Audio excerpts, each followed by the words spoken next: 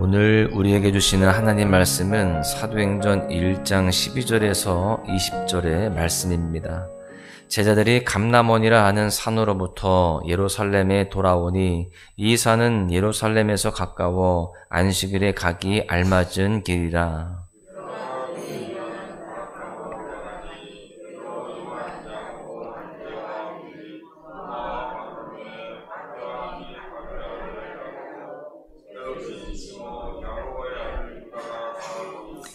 여자들과 예수의 어머니 마리아와 예수의 아우들과 더불어 마음을 같이하여 오로지 기도에 힘쓰더라.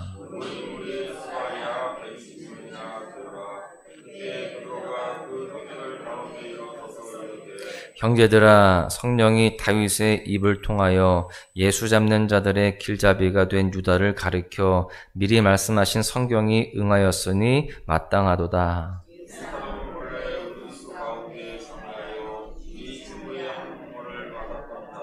이 사람이 불의의 삭스로 밭을 사고 후에 몸이 곤두박질하여 배가 터져 창자가 다 흘러나온지라.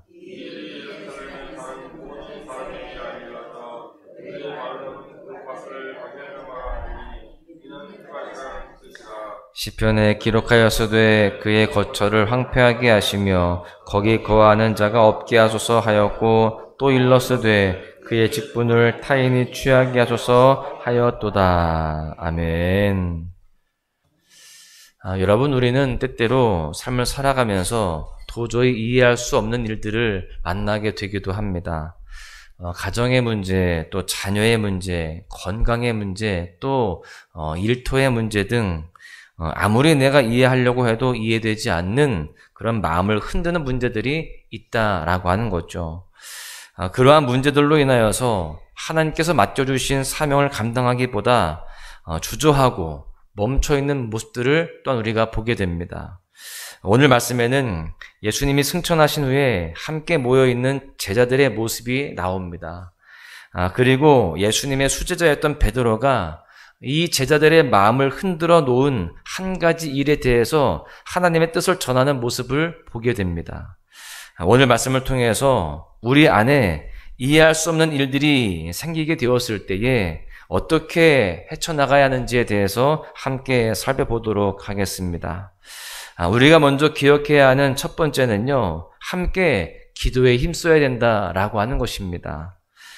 예수님이 승천하신 후에 제자들은요, 예수님의 말씀에 따라서 예루살렘으로 돌아가게 됩니다. 그리고 그들은 다락방에 모여있게 됩니다. 오늘 말씀해 보니까요, 그 사람들이 120명 정도가 된다라고 되어 있습니다. 그리고 그들이 그렇게 모여서 무엇을 했는지 명확하게 기록되어 있습니다. 보면 14절에 보십시오.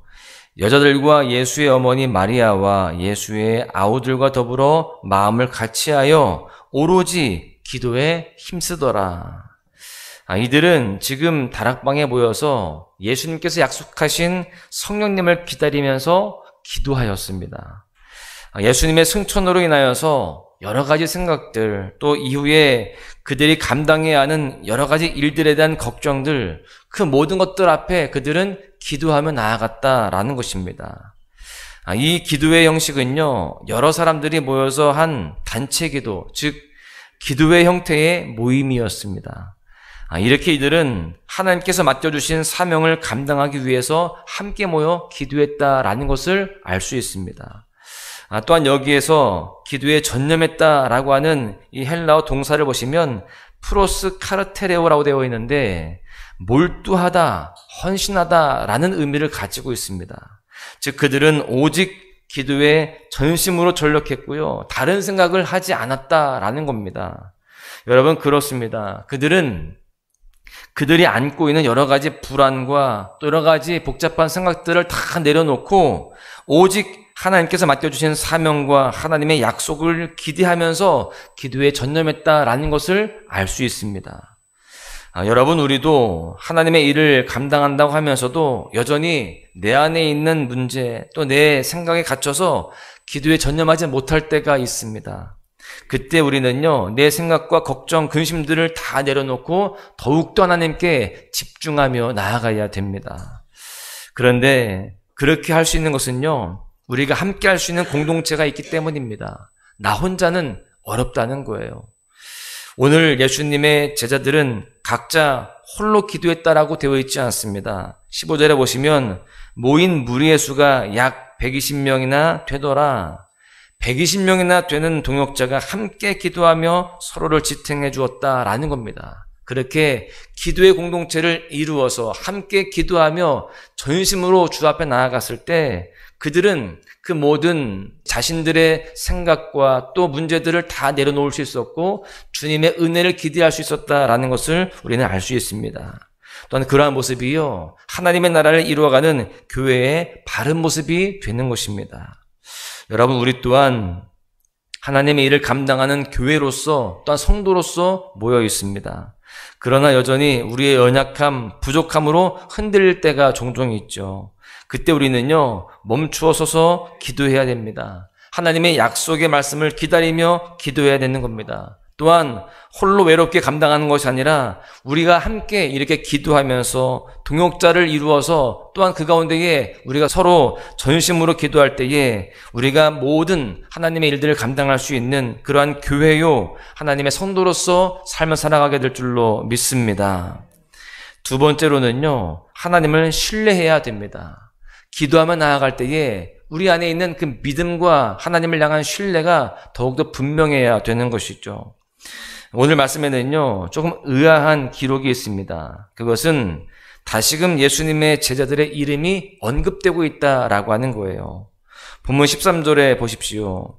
들어가 그들이 유하는 다락방으로 올라가니 베드로, 요한, 야고보, 안드레와 빌립, 도마와 바돌로메, 마테와 및 알페오의 아들 야고보, 셀롯인 시몬, 야고보의 아들 유다가 다 거기 있어. 말씀해 보면 예수님의 제자들의 명단이 다시 기록되고 있다는 사실을 우리가 볼 수 있습니다.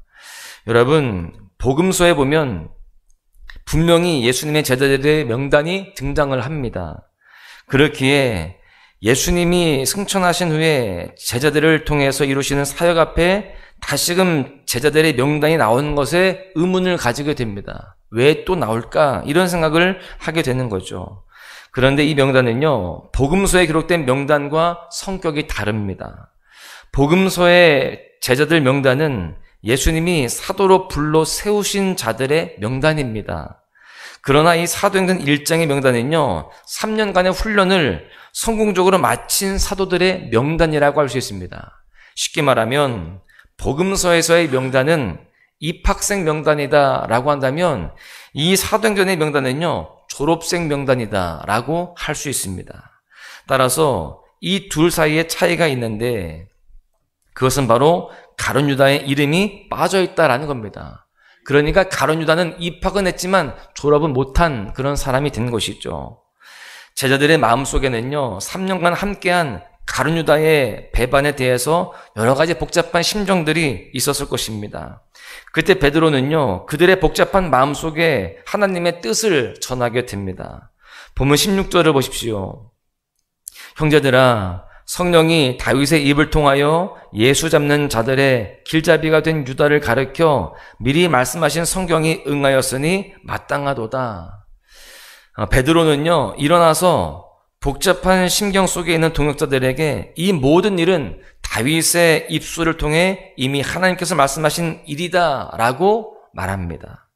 사실 제자들의 상황 속에서 가룟 유다의 일은요, 그들의 마음을 흔들어 놓기에 충분했습니다. 만약에 자신들이 믿는 하나님을 따르는 길이 자신들을 이토록 흔들어 놓는 일이라고 한다면 그들은 불안한 마음을 놓기 어려웠을 것입니다. 그렇기에 이 모든 일들은요, 구약에 이미 하나님이 말씀하신 예견된 이름에 대해서 베드로가 알려주고 있는 거예요. 우리가 두려워하지 말아라. 우리가 불안해하지 말아야 된다. 이것은 다 이미 예견된 일이다 라고 그렇게 알려주는 것이죠. 그러면서 베드로는 계속해서 말씀을 인용합니다. 20절을 보십시오.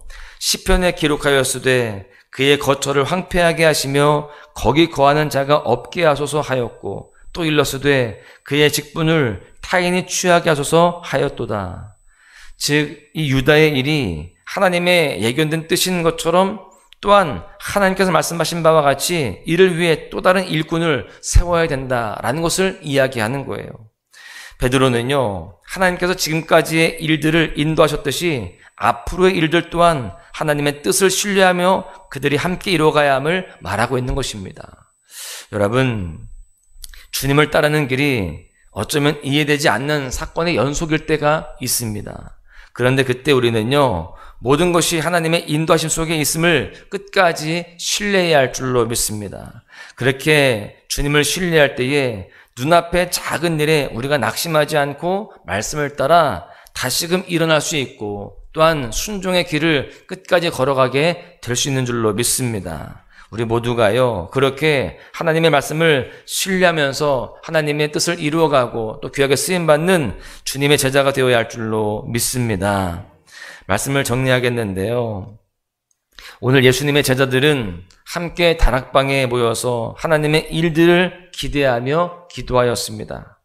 그들 개개인은 다 연약했습니다. 그러나 그들이 함께 기도의 공동체를 이루어서 기도했을 때 그들은 하나님의 일을 소망하게 되어지는 그러한 믿음의 모습들이 되게 되었습니다.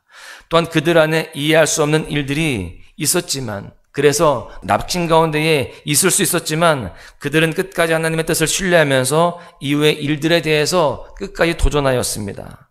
그들은 계속해서 그들을 인도하시는 하나님을 온전히 믿었다라는 것이죠. 사랑하는 소망가족 여러분, 우리는 이렇게 교회 공동체로 또한 기도 공동체로 모였습니다. 그러나 때때로 우리 가운데 일어나는 이해할 수 없는 일들로 인하여서 낙심할 때도 있죠. 그때 우리는요, 이 모든 것을 인도하시는 하나님을 바라보아야 됩니다. 또한 끝까지 그분을 신뢰해야 됩니다. 그분을 신뢰하며 우리에게 주어진 앞으로의 사명들을 하나하나 잘 감당해야 할 줄로 믿습니다. 우리 혼자서는요, 이 일을 감당할 수 없지만 하나님은 우리를 교회 공동체로 부르셨습니다. 공동체와 함께 기도하며 또한 충성하며 나아갈 때에 우리는 맡겨진 사명을 잘 감당하는 그러한 쓰임받는 주님의 제자가 될 줄로 믿습니다. 바라기는요, 오늘 하루도 우리 모두가 그렇게 하나님의 뜻대로 맡겨진 사명을 감당하며 하나님의 계획하심을 이루어가는 충성된 일꾼으로 승리하시기를 주님의 이름으로 간절히 축원합니다. 나의 주님께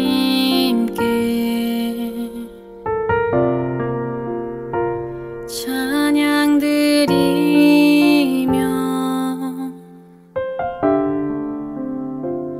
그 크신 사랑 주임제 감사해. 어둠 속에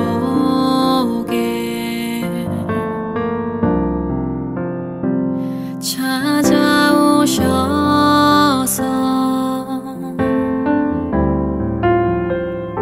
주님의 영광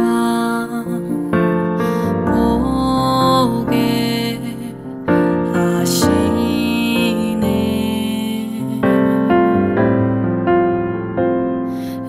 의심하는 나를 손 내밀어 잡아주시네.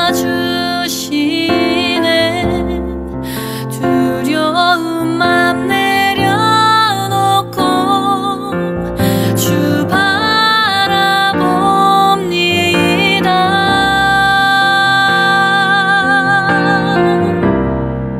주님을 보게 하소서. 나를 붙드소서.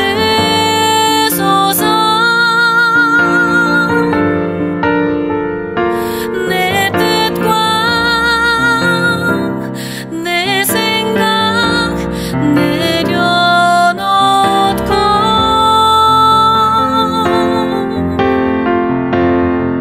주님 앞에 나 엎드려 주의 음성 기다리니